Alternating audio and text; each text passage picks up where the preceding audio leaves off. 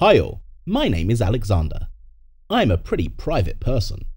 Just 6 months ago, I would never have agreed to sit in front of you all in this uncomfortable chair and tell you about myself. Honey, I'm watching you. Yes, honey, I'm right here. Oh, I'm sorry. This is my girlfriend. I'll introduce you to her later. So I'd like to tell you about my past life and my present life and how different they've been. But of course, it's all thanks to my love. Indeed, it wasn't without sacrifice either, alas. As I said, I'm pretty private, or at least I used to be. So close that they were afraid to say hello to me even at work. I ran a small branch of a construction company in our town. My friend Alan and I formed a great tandem. We started working together, and that's how we became friends. He became my only friend, my brother, my subordinate, and in general, he became close to me. Well, not closer than you, dear. Oh, sorry, I got distracted again. It's impossible not to look at her. Look for yourself. Gwen, come and sit next to me. That's my girlfriend, Gwen. Isn't she beautiful? She's the most adorable girl I've ever had. Do you remember how we met? Of course I do. You flew into my office and you were like, I demand you stop demolishing the building. How can you? Don't you have a heart or something? Yeah, that's what happened. I was running a project where Alan and I were supposed to build a clubhouse. The profits could have been insane. I gave the assignment and Alan picked the perfect location for the clubhouse, but it was occupied by some centre. We decided to identify the owner of the building. At first, he didn't want to sell to us. He was sort of the head of a charity, ostensibly helping poor, disadvantaged people. But that's only at first glance. It turned out he didn't have the paperwork to build this building. It was a centre, an orphanage for orphans. You know, he was making good money on it. He was dodging taxes, and he was pocketing all the sponsors' money. Of course, I decided that if he didn't want to do it the easy way, I would do it the hard way. But the man left the country. They say he's still on the run from the IRS. As soon as my people got to the centre and told them the building was closed, she came running into my office. Ta-dam! Gwen. This crazy woman was throwing paper, water, anything she could get her hands on at me. I couldn't call security because she was yelling louder than I was. I was outraged and demanded she leaves me alone. Then she laid down on my desk and said, I'm going to lie here until you cancel the project. At that second, her stomach rumbled with anger. It freaked me out. This gave me the idea of trying to talk to her over food. When she heard the word lunch, she immediately got up and ran for the exit. Sitting in the restaurant, she must have ordered over 15 dishes. Wow, what an appetite, I thought, and I even regretted bringing her to such an expensive place. But Gwen only ate one of them and asked to wrap the rest. You what? You're going to eat at my expense for a week? This food will be gone in 10 minutes, if not less. And you have an obscene appetite. But Gwen didn't say anything back. Then she forced me to give her a ride to the right address and loaded up the bags and told me to bring them inside. As soon as I walked in, 16 people jumped on her with hugs, all children. She was hugging them all. Hi there, my kids, and here's something yummy for you. The children pounced on the packages, set the table, put the food on the plates, washed their hands, invited me to the table, said a prayer, and waited for me to eat first. I was so confused that I quickly ate a leaf of lettuce, and then the kids started eating. This astounded me. It's customary to think that kids raised in boarding schools don't know much about manners and rules, but these kids ate with utensils better than I did. Gwen, is that your boyfriend? She and I choked. No, Judy, he's an acquaintance of mine. And he's handsome. Have you kissed yet? Bella, stop it. You're asking awkward questions. I'm sorry, I'm just curious. What's the deal with our house? Are they going to take it away from us? We're working on it, Stan.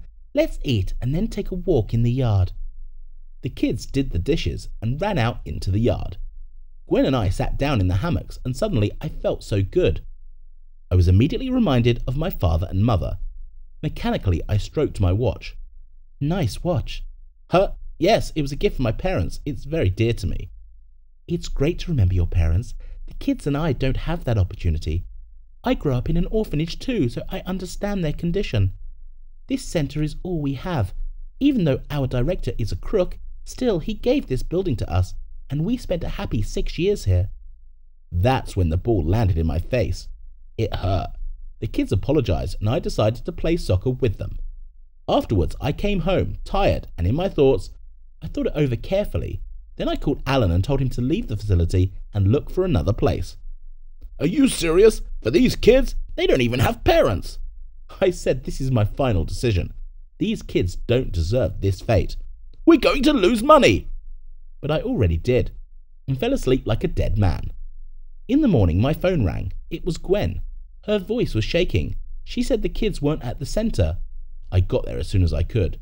It was like someone had taken all the kids away. Gwen was crying. "Who could take them? Who could they hurt?" I think I know who. Alan wasn't answering his phone, and then I asked an acquaintance to trace his phone. They texted me his location. It was not far from the construction site of one of our properties. When we got there, we saw a school bus. The children were sitting inside and they were scared and afraid to move. Alan got behind the wheel and spoke over the loudspeaker. "Oh, hey, my friend, how's it going? I didn't have time to finish preparing a modest gift for you in honor of the construction of our club." "Alan, what are you going to do?" "You said these kids were orphans, which means no one's coming for them. Their principal doesn't even want them, and I'm not willing to lose my money for them." "Alan, come on, it's not those kids' fault." "It's their fault. It's because of scum like them that my business suffers. Because of people like them, my family is ruined. My father abandoned my pregnant mother as soon as he found out I was an orphan. She raised me in poverty. I'm not going back to that. Dad was right. They are the dregs of society." "Watch your mouth. You can say goodbye. You have 3 seconds. Kids, wave goodbye to everybody." He accelerated the bus and drove in the direction of the deep hole dug for the construction of the high-rise building. Gwen threw a rock towards the windshield and smashed it. Alan almost lost control, but I managed to jump on the bus at that moment. I tried to knock Alan out, but he was holding the controls. It was dangerous. Then one of the boys ran up to me. "Sir, can I drive?" he said, and I forcefully pulled Alan out of the driver's seat. I got a couple of punches to my stomach, face and head, and it hurt. Alan had me on the floor and was hitting and hitting. I tried to stop him, but then we heard screaming. The bus was moving towards the pit, and the brakes weren't working. Alan reacted quickly. He jumped out of the car, and I got behind the wheel and started pulling out. "Hang on!" I yelled, and turned the wheel sharply. The bus flipped on its side and started braking. It stopped at the edge. "Is everyone okay?" I asked, and the kids said yes. I sighed, and then I remembered Gwen. I got off the bus and saw Gwen trying to stop Alan's car. "No, please get out of there! He's going to drive over there and destroy our house." "Put that garbage away, or I won't be responsible for myself." "Scum?" "Yeah, do you not even understand what's going on right now? You traded me for a bunch of lousy kids. I will not forgive you for this." "Alan, you've been my friend for years, and you still don't know?" "About what?" "That I'm an orphan too." "What?" At this point, Gwen crept up to the car, opened the door, and poured clay mixed with water on the inside of the windshield. The kids made it up. Alan was furious. "I'm not going to give the property up for demolition." Hello, everyone. My name is Brianna. What? Oh, I'm sorry. I thought I heard what you were thinking. Yes, I can hear thoughts. Can you imagine? This is an incredible thing, and it happened to me very unexpectedly. As it turned out, in theory, instead of dying, I got this kind of gift. Well, I'll tell you all about it. In the meantime, guys, like the video, immediately subscribe to the channel, and write your opinion under the video. I will be interested in reading them. Let's get started. This happened last year, when I was returning home with my little brother Tommy after a walk in the park. I promised him I'd give him a ride on the roller coaster just so he wouldn't shoot me at my parents. Small witnessed how a guy came to me late one night and I pretended to go to bed and I walked with him. So he gave me a condition. Either I take him to the park or he tells my parents everything. Well, in general, I began to save money for his slides. Although, to be honest, we had a fun day. I probably haven't been alone with him for a long time. He usually pisses me off with what he puts up with, But that day was different, and Tommy and I talked a lot. I didn't think we'd have anything to talk about before, but it turned out that there was plenty. I even got to know my brother better. After the walk, tired and satisfied, we decided to go eat. Tommy was hungry, and we ate burgers on the way. When we were 3 houses away from the house, a dog we didn't know came running out from behind the bushes. It was huge.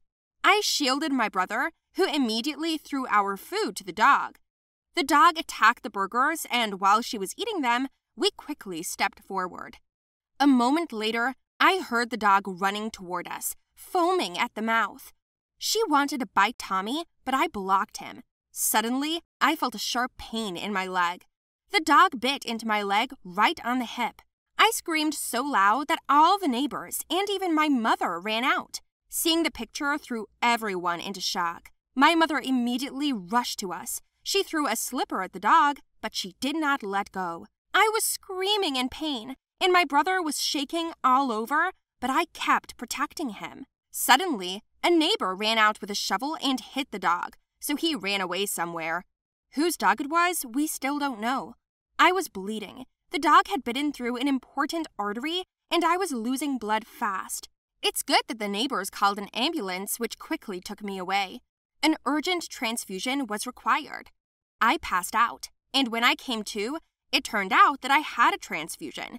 Only one nurse came to see me often. At first, I didn't understand why she was so nervous at the sight of me, and then I accidentally heard that she had transfused me with the wrong blood type. Against the background of unfamiliar antigens, I became ill the very next day. I had a fever and couldn't get up. It was so bad. I couldn't even tell my mom because I couldn't open my mouth. I cursed the nurse in my head. She, by the way, ran away from work, somewhere unknown, just like that dog. Surprisingly, on the 3rd day, I became much better. I even remember how a boy flew into my room. He brought me my favorite French fries and iced tea. I knew how much he also adored potatoes, and the fact that he brought them safely only for me, I was very pleased. Tommy was sorry it had happened, but I wasn't. How could I have done anything else? He's my little brother. Tommy leaned into me and rested his head on my stomach. A few minutes later, I heard his faint sobs. "I could have lost you. You almost died because of me," he said. "Don't ever say that again, Tommy. I wouldn't die for you," I told him, and he slowly raised his head and stared at me with round eyes. "I didn't say anything," he said to me timidly. "I was just thinking about it." At that moment, a slight chill passed over my skin, and I suddenly began to panic a little, just like Tommy himself. He looked at me as if I were an alien, and I put it all down to an accident, saying that I just blurted it out at random. He pretended to calm down, but the feeling of unease remained. When Tommy went home, I was still thinking about the situation. Confident that I wasn't crazy because I could clearly hear these sentences in his voice, I decided to test the theory and went down to the cafeteria. There were a lot of people there, and everyone was busy either eating or thinking, just what I needed. I helped myself to tea and lunch and sat down at the furthest table. I looked at the people around me, but I didn't understand or hear anything. At some point, I even thought that I really just imagined it. I finished my meal and went back to the room. Just then, my doctor came. He told me that my condition had improved dramatically, and this is extremely rare. We chatted, and the doctor started to leave. Finally, he suddenly said that I was very beautiful. I was embarrassed. Doc himself was a young guy, and he was very good-looking. At that moment, I was sure he hadn't said it out loud. I suddenly wanted to ask again, but I didn't. I decided to give myself time to sort myself out a bit. As a result, I arrived home a few days later. My life was back on track, but my abilities were also back on track. A couple of days after I was discharged, I heard my mother talking to someone on the phone. She was swearing loudly, but then I walked past her and saw her sitting at the table with her head down. My mother's hands fiddled with a glass of water, and I said clearly, I'm not going to let this stuff ruin our business. I'll do my best. So first of all, I will tell Frank. This is my father. Then she grabbed the phone and dialed Dad. I could see that my mother's lips didn't move, but I could hear her words. Yes, it was still creepy and scary, but I did not react as much as before. Then I started listening to my brother, my father, and my mother again. I did not always succeed, but I kind of trained myself, and over time, I learned to hear not only relatives, but even neighbors. I guess you could call my gift psychic or something. Do not consider it stupid or fictional, because everything can happen in this world. I do not know how much longer I will have this gift, but while I have it, I am considering how to use it correctly and best.